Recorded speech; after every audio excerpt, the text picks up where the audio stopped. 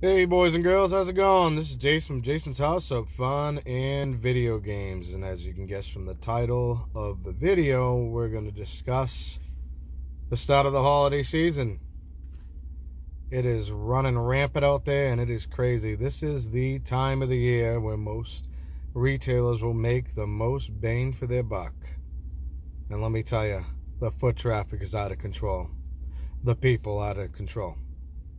But there's also some great deals as well. Black Friday usually kicks it off, and then it goes into full swing. So go out there, get some great gifts, get some good prices. So right now I'm trying to finish up the little bit of shopping I have left, which I've done pretty well for. I will not be showing any of those because those are for people that do watch the channel. So with that being said, I wanted to drop this video also to talk about a pretty interesting story that I saw at the local mall in a town that's pretty close to me.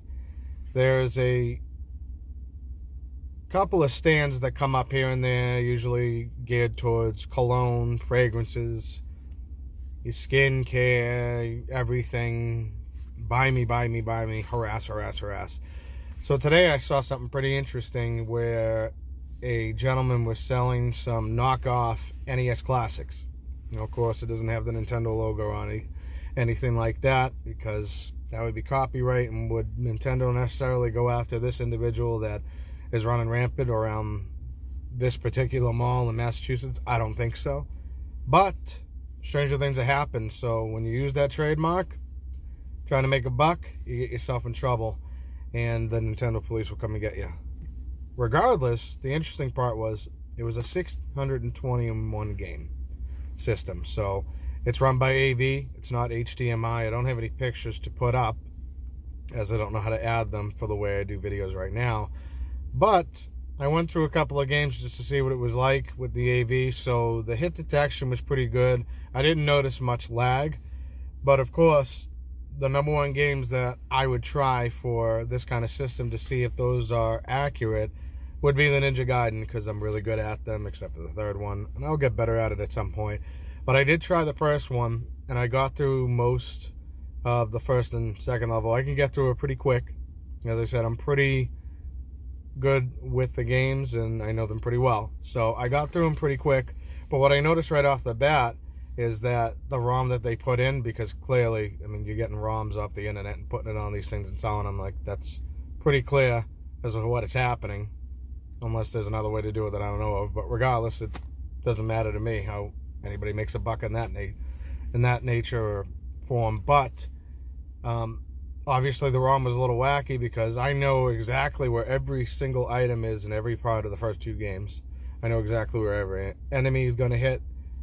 Anything about the game I know by the second. So I noticed right off the bat there was a lot of things missing. There were a lot of items weirdly placed. So obviously it was a pretty wacky ROM. Started getting a crowd around me because I was doing pretty good with it and people were interested in it. And then the guy kept, being a little harassy, if that's even a word. Harassment, whatever. And was like, so you interested today? I'm gonna, I'll take a few bucks off, because these guys are just honestly trying to make a few bucks for this small window that we have in the holiday season. And that's it. They wrap up shop and they start selling things online again. When I started talking the language, he knew right away that I knew exactly what I was talking about, one.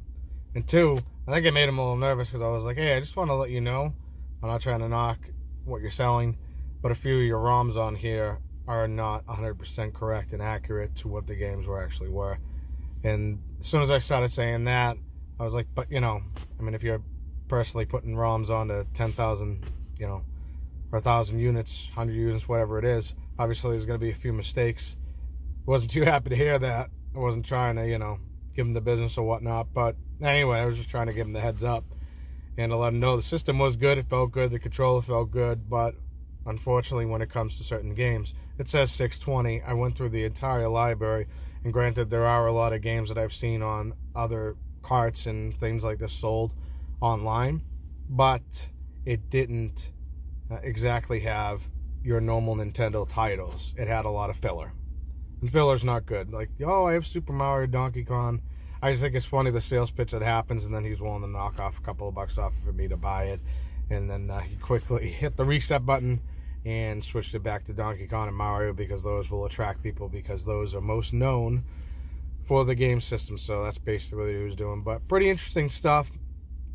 If you have a sec, tell me, have you seen anything like this? Would you notice the little minuscule details like I would with certain retro games?